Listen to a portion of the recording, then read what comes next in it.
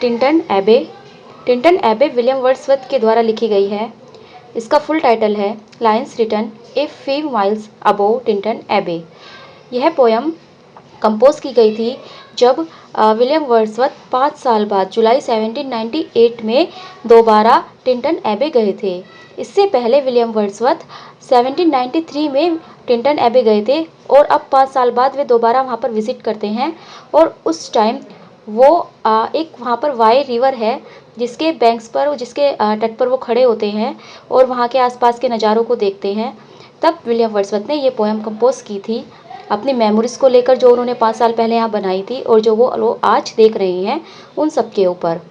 ये पोएम एक blank verse में लिखी गई है, कोई राइम नहीं है। 160 लाइन की ये पोएम है और इस पोएम में एक साइलेंट लिसनर है Dorothy.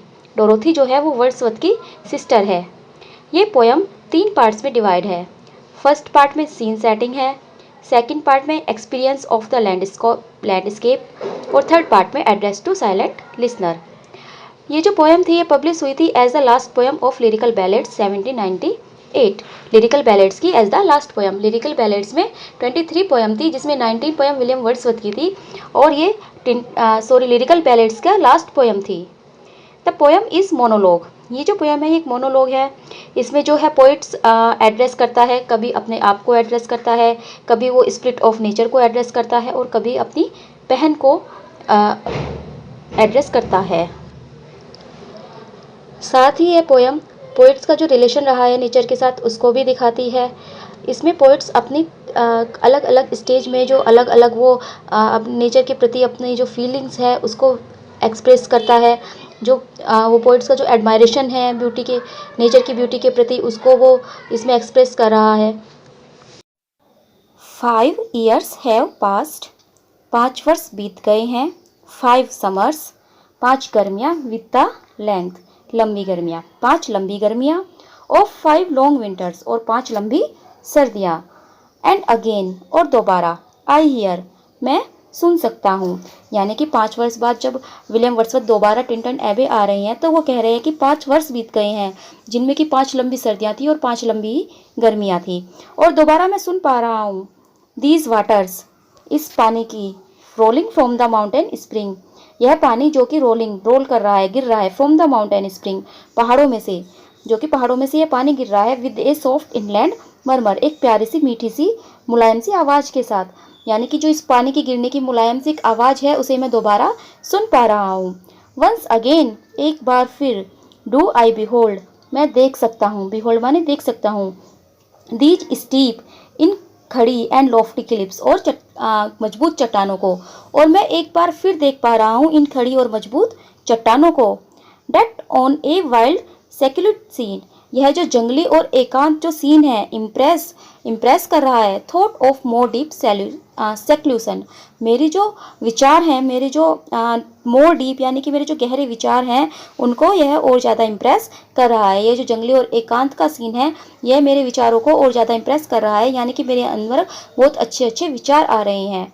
And connect the landscape with the quiet of the sky. And connect कर रही है क्या ये जो लंबी लंबी चट्टानें खड़ी है द लैंडस्केप जमीन को with the quiet of the sky आकाश के साथ। यानी कि जो लंबी लंबी चट्टानें खड़ी हैं ये लैंडस्केप को क्वाइट ऑफ द स्काई आकाश के साथ कनेक्ट कर रही है आकाश के साथ जोड़ रही है।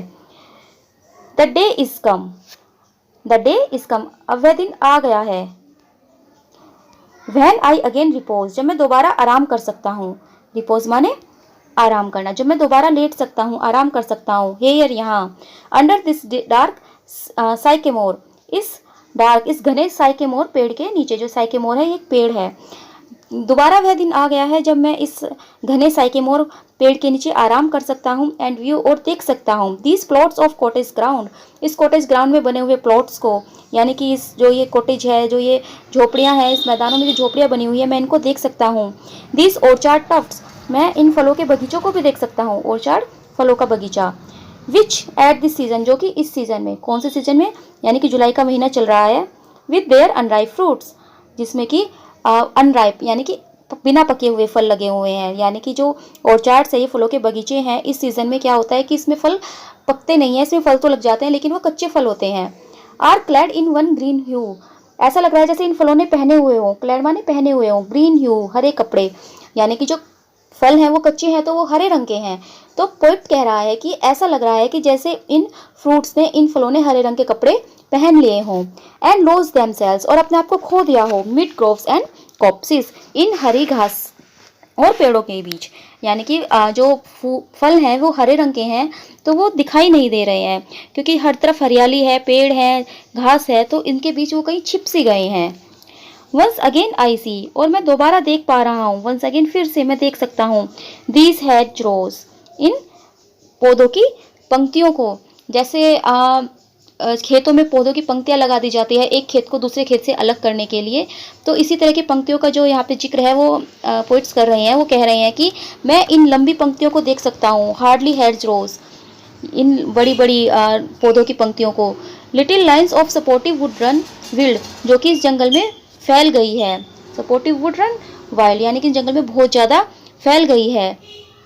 दीज पेस्टल फार्म्स, मैं इन पेस्टल फार्म्स को भी देख सकता हूँ, यानी कि मैं इनके खेतों को भी देख सकता हूँ। Green to the very door, जो कि बहुत ज़्यादा हरे हो रहे हैं। एंड रेथ ऑफ स्मोक, और अब कवि कह रहा है कि रेथ्स ऑफ स्मोक, यानी कि धुएं के छल्ले, सेंट अप इन साइलेंस, इस साइलेंस में, इस शांत वातावरण में भी धुएं के छल्ले फ्रॉम अमंग द ट्रीज, पेड़ों के बीच में से उठ रहे हैं। तभी कवि क्या देख रहा है, जब कवि आसपास के अपने सारे वातावरण को देख रहा है तो उसे दिखाई देता है कि कुछ धुएं के छल्ले पेड़ों के बीच में से उड़ रहे हैं। तो वो उन धुएं के छल्लों को भी देख रहा है और सोच रहा है कि ये आए कहाँ से आए हैं, मतलब ये कहाँ से आए हैं। With some uncertain notice as might seem, यानी कि वो सोच रहा है कि ये कहाँ से आए हैं। हो सकता है, माइट सीम, ऐसा हो सकता है, of vagrant dwellers in the houseless woods, कि इस जंगल में बहुत से लोग ऐसे हों जिनके पास घर नहीं है, वो बैठे हों और कुछ कार्य कर रहे हों जिससे ये धुएं के छल्ले उड़ रहे हैं, यानी कि होमलेस, हाउसलेस, जिनके पास घर नहीं है।